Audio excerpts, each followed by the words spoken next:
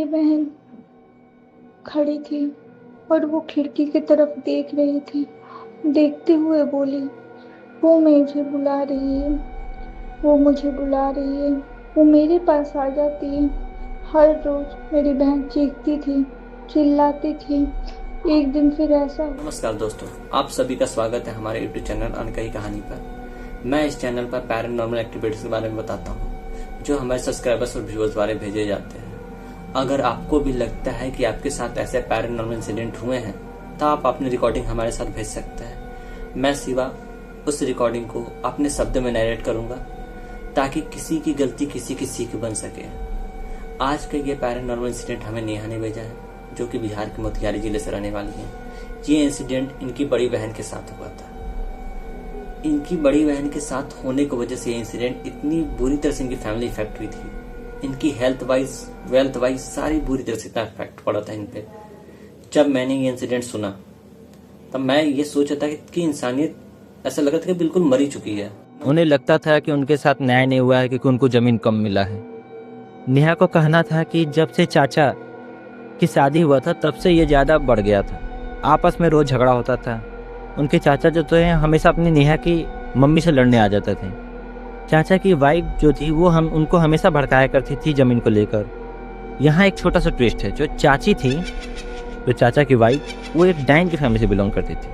और चाचा की जो वाइफ है, उनकी मम्मी जो थी वो काफ़ी बदनाम थी इस बात को लेकर कि वो एक डायन है। और जो उनकी चाची थी वो भी ब्लैक मैजिक का रिचुअल किया करती थी। एक चाचा का पहले छोटा बेटा भी था 10 साल का। नेहा का कहना था कि वो बिना किसी कारण का उसका डेथ हो गया और चाची इस बात से दुखी भी नहीं थी। उन्होंने यहाँ तक कि अपने बेटे को ही अपने आंगन में ही दफनवा दिया था। एक दिन की बात है कि चाची के बहुत भड़काने के बाद जो नेहा के चाचा थे वो उनके पापा से लड़ने आए क्योंकि उनके पापा उस दिन ड्यूटी से वापस आ चुके थे। बात इतना आगे बढ़ गई कि बात मारपीट तक आ गई, केस भी हो गया। ये सब देखकर नेहा की फैमिली और नेहा के पापा काफ़ी दुखी रहने लगे क्योंकि उन्हें खुद के भाई से ही लड़ना पड़ रहा। बात के कुछ दिन ही गुजरे होंगे कि जो नेहा की चाची थी वो 1 महीने के लिए अपने ससुराल चली जाती हैं। जब वो ससुराल से आती हैं तो काफ़ी सारी मिठाई और काफ़ी सारे फल फ्रूट लेके आई थी। उस दिन वो काफ़ी प्यार से नेहा के घर आती हैं और फल फ्रूट और मिठाइयाँ दे के जाती हैं। और नेहा की मम्मी से बातें की कि आप बच्चों को खिला दीजिएगा, खुद खा लीजिएगा। नेहा की मम्मी तो सब जानती थी। नेहा की मम्मी ने बोल दिया कि कोई ये सब कुछ भी खाएगा नहीं, ये बाद में फेंक दिया जाएगा। लेकिन जो नेहा की बड़ी बहन थी वो घर पे थी नहीं, वो घर से बाहर कहीं गई थी। और ये बात पता नहीं थी कि ये किसने फल ला के दिया था। जब नेहा की बड़ी बहन आई तो वहाँ पे कोई नहीं था। उन्होंने फल देखा और फल में से एक सेब उठा के खा लिया। उस दिन के बाद से नेहा की बड़ी बहन का बिहेवियर ही चेंज हो गया। जो लड़की इतनी शांत रहती थी, सबका सम्मान करती थी, प्यार से बात किया करती थी, उस दिन के बाद से उसके में पूरे चेंजेस आ गए। वो सबसे झगड़ा करना, सब पर गुस्सा करना, किसी को भी कुछ भी बोल देना, अपनी मम्मी से बदतमीजी करना, पापा से ऊंची आवाज़ में बात कर दिया करना। और वो हमेशा खोई खोई सी रहती थी। हमेशा एक तरफ दीवार की तरफ देख के कोने में किसी से बातें करना, खिड़की के पास जाके किसी से बातें करना। नेहा के फैमिली हमेशा नोटिस किया करते थे कि आखिर ये कर क्या रही है। छोड़ देते कि अच्छा ये बढ़ती उम्र है तो चलो कोई ना, होता है ऐसा, हार्मोनल इम्बैलेंस होगा। ऐसे कुछ दिन करते करते गुजर गए। फिर नेहा एक दिन जब वो अपने कमरे में डिनर करके जा रही थी तो देखा कि जो मेरी बड़ी बहन है वो खिड़की के पास खड़ी होकर किसी से बात कर रही है। मैंने उससे बोला कि तू किससे बात कर रही है? तो उसने बोला कि तुझे दिख नहीं रही है वो औरत, वो हवा में तो है, काफ़ी जली सी है दिख, तो वो मुझे बुला रही है, बोल रही आजा आजा तू आजा। कई दिनों से मेरे से बात करने की कोशिश कर रही थी। वो बोल रही आजा, मैं आ रही हूँ, बोल रही ऐसे मुझे। और वो मुझे कल वहाँ पे दिखी थी, आज यहाँ पे दिख रही है, और कल यहाँ पे पास आए जा रही है, मेरे पास आए जा रही है। फिर मैंने बोला कि तुझे वहम हो गया होगा, तू सो जा। तू हमेशा ये कई दिनों से जो तू नाटक लगा रखी है, पता नहीं क्या कर रही है, चुपचाप तू सो जा। फिर हम दोनों ने सो गए। लेकिन नेहा का बिहेवियर उस दिन के बाद से और चेंजेस आने स्टार्ट हुए उसमें। वो फिर से हर किसी से झगड़ना स्टार्ट कर दिया। उस दिन जब रात में वो सोई तो वो अचानक से इतनी जोर से चिल्ला के उठी फिर इतनी जोर से चिल्लाई कि मम्मी पापा भी अपने रूम में से आ गए। पूछो क्या हुआ क्या हुआ। पापा ने पूछा क्या हुआ, तो वो जोर जोर से रोने लगी कि पापा वो औरत मेरे सर के पास आके मेरे सर से हिला रही थी।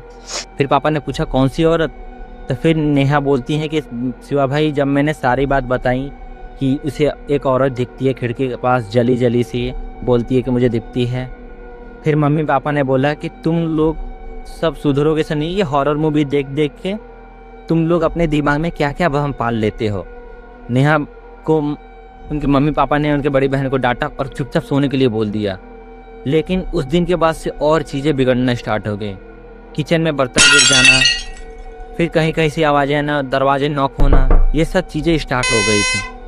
फिर मम्मी भी पूजा पाठ में करती थी नेहा की, लेकिन मम्मी और पापा में थोड़ा अंतर होता ही है, क्योंकि पापा लोग जानते हो लोग कि आप लोग पापा लोग ज़्यादा सोचते नहीं हैं। लेकिन मम्मी इन बातों का ध्यान देने लगी, क्योंकि नेहा का जो बड़ी बहन की तबीयत था वो काफ़ी ज़्यादा ख़राब होने लगी।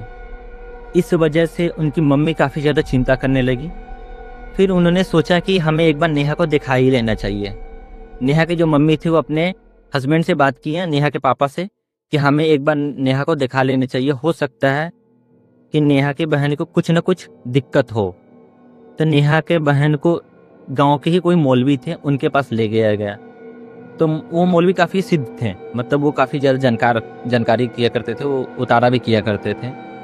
तो उन्होंने उनके पास लेके गया तो वो बोले कि ये तो मेरे बस की बात नहीं है, काफ़ी लेट कर दिए आप लोग, किसी और से आपको मिलना पड़ेगा। तो नेहा की मम्मी काफ़ी ज़्यादा चिंतित हो गई इस बात को लेकर। उन्होंने कई कॉन्टेक्ट लगाए कि कोई बाबा मिल जाए। तो फिर काफ़ी देर के बाद उनके कॉन्टेक्ट में कोई रिलेशन में ही किसी ने बताया कि यहाँ पे कोई बाबा हैं, आप उनसे जाके मिल सकते हैं।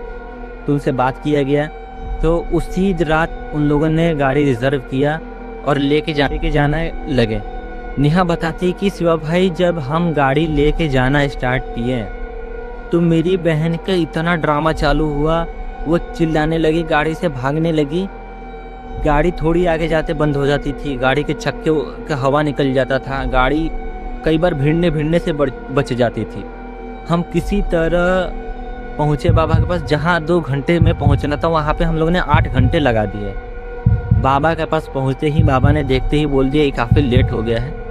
लेकिन खैर मैं कोशिश करूँगा, आगे भगवान की मर्जी। 8 घंटे तक पूजा चला। बाबा ने बोला कि इसे बचा तो लिया है लेकिन इसे यहाँ रख नहीं सकते हैं। उन्होंने कलावा दिया, कोई मंत्र से अभिमंत्रित करके कोई धागा दिया। उन्होंने बोला इसे पहना दो और इसे अगली सुबह ही इसको कहीं और पहुंचा दो जितना दूर हो सके। पापा ने अपने रिलेशन में किसी से बात किया और उन्होंने अपनी जो बड़ी बेटी थी, नेहा की जो बड़ी बहन, उससे महाराष्ट्र भेज दिया। ये इसके बाद से कुछ दिन तो मामला शांत हुआ, लेकिन उनकी चाची को ये बात पता चल गई कि यहाँ पे अभी शांति है। नेहा बताती है कि शिवा भाई उसके बाद से मेरे फैमिली में इतनी ज़्यादा परेशानियाँ हुई ना, फिर उनके बाद इनकी मम्मी के कुछ हुआ जो मैं अगले इसके नेक्स्ट वीडियो में बताऊंगा। अगर आपको ये कहानी अच्छी लगी, अगर ये इंसिडेंट आपको अच्छा लगा, अगर आपको इनकी मम्मी के बारे में जानना है कि उनके मम्मी के साथ क्या हुआ, तो प्लीज़ कमेंट कीजिएगा एपिसोड 2। मैं सिवा अगले नेक्स्ट वीडियो बनाऊंगा उनकी मम्मी के बारे में, नेहा से बात कर। छोटी सी एक रिक्वेस्ट है, प्लीज़ हमारे चैनल को सब्सक्राइब कीजिएगा। हमारा न्यू चैनल है, थोड़ा सपोर्ट कीजिएगा जिससे हमें भी थोड़ा आगे बढ़ने का मौका मिले। और ऐसे ही लाइक और सब्सक्राइब कीजिएगा ताकि हमें मोटिवेशन मिले नई वीडियोस बनाने के लिए।